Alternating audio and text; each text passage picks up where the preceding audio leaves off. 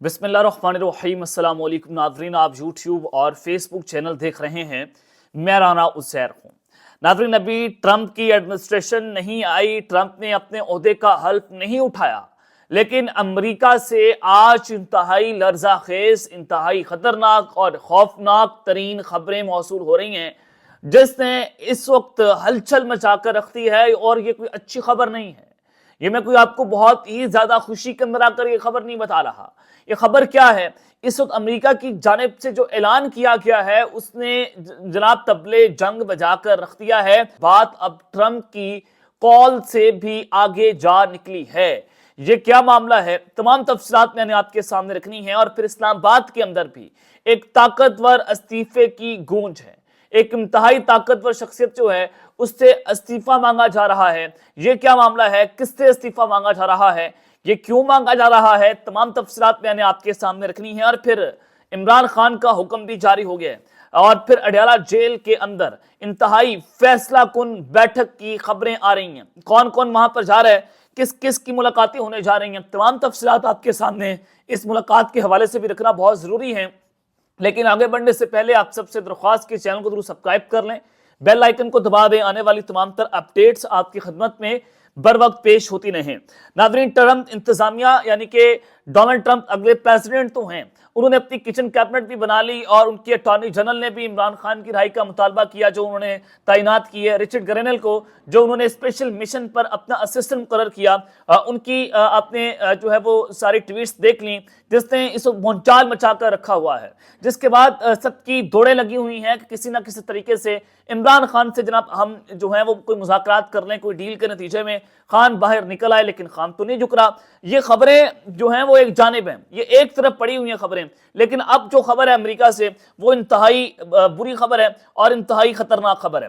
जनाब, अमेरिका ने पाकिस्तान के बैलिस्टिक मिसाइल प्रोग्राम से मुंसलिक 4 इदारों पर इजाफी पाबंदियां लगा दी हैं। वाशिंगटन में प्रेस ब्रीफिंग के दौरान तर्जमान अमरीकी महकमा खारजा मैथ्यू मिलर ने कहा कि अमेरिका इन पाबंदियों के लिए पाकिस्तान के 4 इदारों को नामजद कर रहा है। इन कंपनियों में नेशनल डेवलपमेंट कॉम्प्लेक्स और इसके अलावा जनाब Akhtar and sons private limited और रॉक साइट इंटरप्राइज शामिल हैं। इन तमाम कंपनियों ने पाकिस्तान के मिसाइल प्रोग्राम के लिए मुबैशिना तौर पर मिसाइल और मिसाइल से मुतल्लिक आलात फराहम किए हैं। और मीडिया रिपोर्ट्स के मुताबिक अमरीकी महकमा खारजा ने कहा कि अमरीकी इकदाम बड़े पैमाने पर तबाही फैलाने वाले हथियारों के खिलाफ है। चले, मैंने ये बात मान ली कि अमरीका इन हथियारों के खिलाफ है, यानी कि अमेरिका बहुत पुरअमन और डेमोक्रेटिक कंट्री है। मैं उस पर भी उस बात पर भी कायम हूं।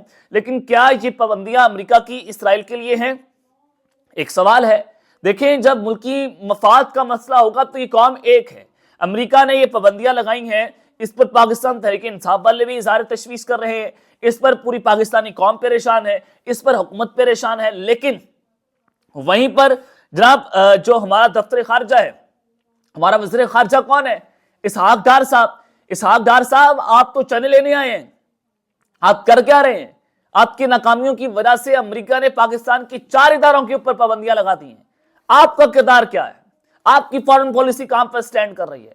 आप तो हमें ये कहा करते थे कि इमरान खान ने एब्सोल्युटली नॉट कह दिया, अमेरिका के साथ हमने ताल्लुकात बनाए। आपने कहा कि सऊदी अरब के साथ इमरान खान ने ताल्लुकात को खराब कर दिया, चाइना के साथ खान ने ताल्लुकात को खराब कर दिया, खान ने ये कर दिया, खान ने वो कर दिया। पिछले 3 सालों से आपकी हुकूमत है, आप वज़ीर खारजा हैं, क्या कर रहे हैं? इससे पहले बिलावल भुट्टो थे, क्या हो रहा है? ये वही काम हो रहा है जो पहले आपने अप्रैल के अंदर होते हुए देखा था। अब अमरीकी हमारे जो तर्जमान दफ्तर खारजा है, उन्होंने मुमताज ज़हरा बलोच, वो कहती हैं कि इदारों पर पाबंदियां आयद करने का अमरीकी फैसला मुतसाबाना है। पाकिस्तान ने नेशनल डेवलपमेंट कॉम्प्लेक्स और 3 तजारती इदारों पर अमरीकी पाबंदियों को जो है वो मुतसाबाना करार दे दिया है। और दोहरे म्यार से एटमी हथियारों के अदम फैलाव के मकसद को दचका लगता है। ये जनाब पाकिस्तान ने इसको अपना दोहरा म्यार उनका अमेरिका का करार दिया है।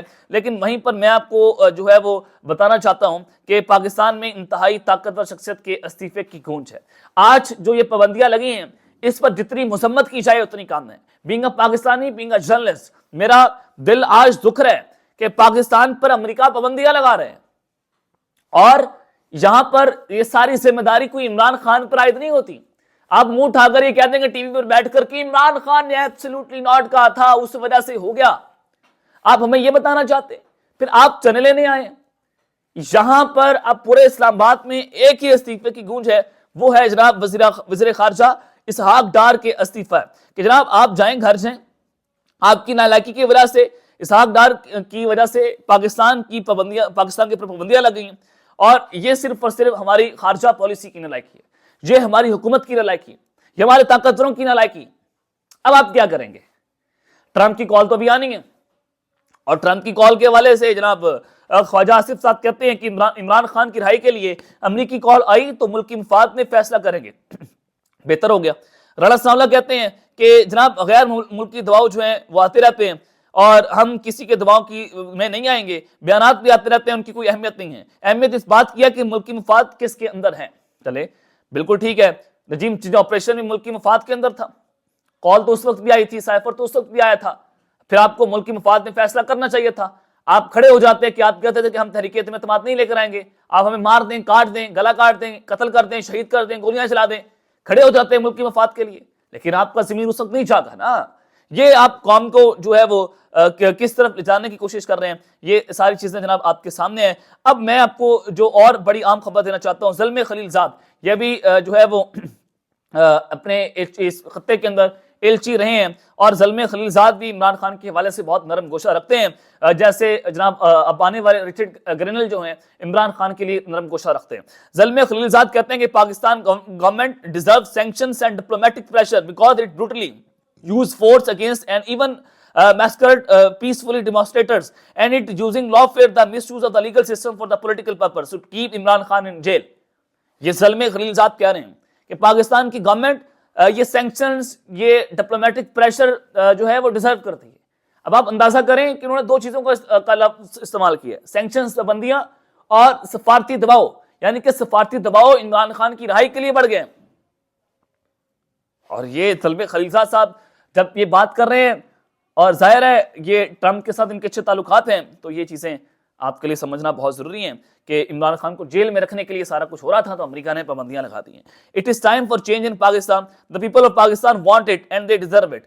تو جناب یہ ٹرمپ کی جانب سے ایک پابندی نہیں لگائی گئی، بلکہ بائیڈن ایڈمنسٹریشن کی جانب سے یہ اعلان کیا گیا۔ یہ ایک ان کے محکمہ خارجہ جو ہیں وہ یہ جناب پریس ریلیز جو ہے وہ دے رہے ہیں، تو یہ ایک بڑی جو ہے خطرناک چیز ہے۔ اور پھر اڈیالہ جیل کے اندر بھی فیصلہ کن بیٹھک جو ہے جناب اس کی بات ہو رہی ہے، کون کون جا رہا ہے۔ جناب عمران خان صاحب کا پیغام جاری ہو گیا ہے۔ خان صاحب نے سول نافرمانی کی تحریک کے حوالے سے جو اپنا اہم ترین پیغام دیا ہے، اس میں انہوں نے پھر دو مطالبات رکھ دیے ہیں کہ انڈر ٹرائل سیاسی قیدیوں کی رہائی، اور 9 مئی 26 نومبر کے واقعات کی شفاف تحقیقات کے لیے جوڈیشل کمیشن کا قیام کیا جائے۔ اور یہ دونوں مطالبات جائز ہیں اگر حکومت ان پر اتوار کے روز تک کوئی عمل درآمد نہیں کرتی تو سول نافرمانی کی تحریک کے پہلے مرحلے میں ہم فارن ریمیٹنسز کے بائیکاٹ کا آغاز کر دیں گے۔ اوورسیز پاکستانی اپنا پیسہ پاکستان نہیں بھیجیں گے۔ ہم اس سلسلے میں بیرون ملک مقیم پاکستانیوں سے اپیل کریں گے کہ پاکستان کے حالات آپ کے سامنے ہیں، ملک میں جمہوریت، عدلیہ اور میڈیا کا گلا گھونٹا جا رہا ہے، اور ہر طرف جبر اور فسطائیت کا دور جاری ہے، لہٰذا فارن ریمیٹنسز کے بائیکاٹ کا آغاز کریں۔ 26 نومبر اور 8 فروری کو جس طرح تحریک انصاف کے کارکنان نے ہمت اور جوان مردی کے ساتھ جبر کا مقابلہ کیا، اس کی دنیا میں کوئی مثال نہیں ملتی، خان صاحب کہہ رہے ہیں۔ اور خان صاحب نے کہا کہ 1971 میں عوامی لیگ کے بعد تحریک انصاف دوسری جماعت ہے جسے اس قسم کے ریاستی جبر کا سامنا کرنا پڑ رہا ہے، لیکن اس کے باوجود انتخابات میں تاریخی جیت حاصل کر کے اور 26 نومبر تک مسلسل جدوجہد جاری رکھ کر تحریک انصاف نے تاریخ رقم کر دی ہے۔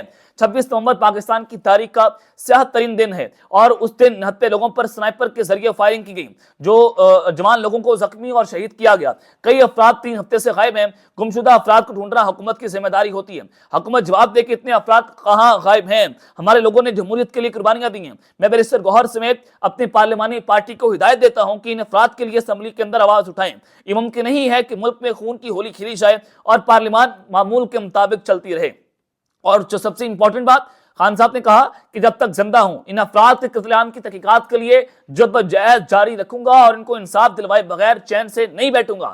یہ بڑی امپورٹنٹ بات ہے۔ خان صاحب نے کہا کہ تحریک انصاف کی جانب سے مذاکرات کی پیشکش کرنے پر مذاق اڑایا گیا اور یہ تاثر دیا گیا کہ ہم نے گھٹنے ٹیک دیے ہیں۔ مذاکرات کی پیشکش اور سول نافرمانی کی تحریک مؤخر کرنے کی بات ملک کے وسیع تر مفاد کے اندر کی تھی۔ اگر حکومت اس میں دلچسپی نہیں رکھتی تو ہم نے بھی مذاکرات کے لیے حکومت کی کنپٹی پر بندوق نہیں رکھ سکتے۔ تو لہٰذا ٹھیک ہے، بات کرنا چاہے تو ٹھیک ہے، نہیں کرنا چاہیں تو آپ کی مرضی ہے۔ ہماری مذاکرات کی پیشکش کو ہماری کمزوری ہرگز نہ سمجھا جائے۔ اب بھی اگر حکومت چاہتی ہے کہ سول نافرمانی کی تحریک شروع نہ ہو تو ہمارے دونوں مطالبات پر ہم سے رابطہ کیا جائے، ہمیں قائل کیا جائے کہ یہ مطالبات غیر آئینی ہیں اور اس پر بات ممکن نہیں ہے، تو پھر کچھ نہ کچھ سوچا جا سکتا ہے۔ اور جو ملاقات کی خبر میں آپ کو دے رہا ہوں کہ جیل میں ملاقات کے لیے عمران خان نے مذاکراتی ٹیم کو دعوت دی ہے اور ان کے نام دیے ہیں کہ خان صاحب نے کہا کہ جو مذاکراتی ٹیم ہے آئے وہ میرے سے بیٹھ کر جو ہے بات کرے۔ اب یہ 7 رکنی مذاکراتی کمیٹی ہے اور اس میں خان صاحب نے کہا کہ اب دیکھنا یہ ہے کہ حکومت ان کو ملاقات کی اجازت دیتی ہے یا نہیں دیتی ہے، اور اس سے نظر آ جائے گا کہ حکومت کیا مذاکرات کے لیے اپنی سیریسنس دکھا رہی ہے یا نہیں دکھا رہے۔ حکومت بار بار جو الزام لگاتی ہے کہ سول نافرمانی کی تحریک میں ملک کو نشانہ بنایا جا رہا ہے، یاد رکھیں یہ ملک کو نہیں بلکہ اس بوگس پارلیمنٹ، بوگس انتخابات کے نتیجے میں بنی اسمبلی اور سینٹ کو نشانہ بنایا جا رہا ہے، اور یہ حکومت لوگوں کے ووٹوں سے نہیں بلکہ سازش سے بنی ہے۔ جنرل باجوہ نے ہماری منتخب حکومت کے خلاف سازش کی اور پاکستان کو 42 ارب ڈالر کا نقصان پہنچایا۔